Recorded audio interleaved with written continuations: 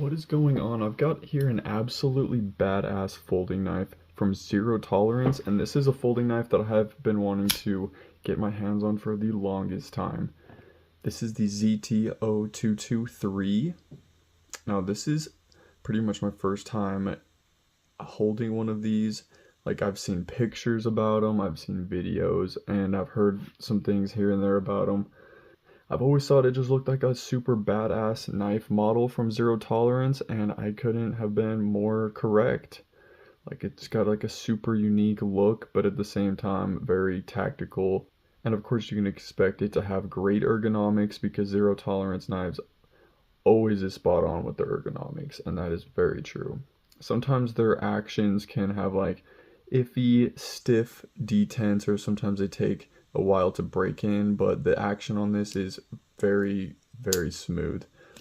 Almost 100% drop shut. The blade is deployed only by the flipper tab, which is positioned pretty well. It's got some jimping on there and a tiny bit of an upward little swoop type deal, kinda, not really. But yes. Now, you can actually do the reverse flick from this fuller here, but it's kind of uncomfortable and it's not really ideal. That actually didn't feel too bad. That might be an option. You'd probably just gotta mess with it. Yeah, now that I'm messing with it, that doesn't feel too bad. You can, it seems like you can do the reverse flick. The blade on this is 20 CV. We got the very sleek black coating, and it is a Bowie / clip point style blade, and I'm in love with this whole design on this blade, but specifically the actual blade itself is super badass looking and just looks super stabby and deadly.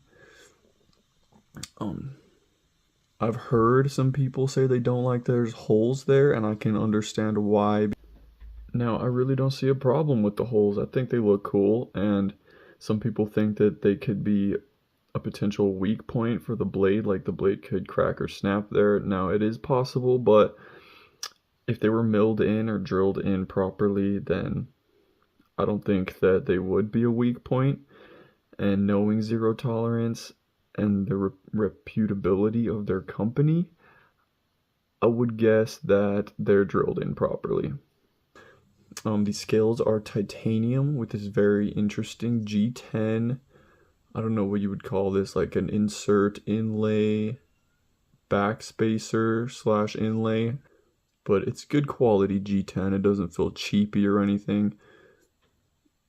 It's just like a desert tan color, which does look pretty sleek on this knife.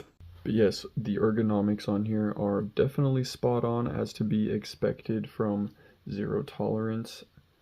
Got this little bit of a finger ramp thing / choil. It's not really a choil, it's more like a sharpening choil only, but for choking up. And then there is this bit of jimping here on the blade, which they could have had it all the way back, but not a huge deal.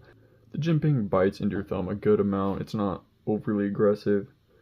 The pocket clip is kind of just your typical Zero Tolerance pocket clip. I'm pretty sure they have that same pattern on most of their models, just the 2-bolt pattern.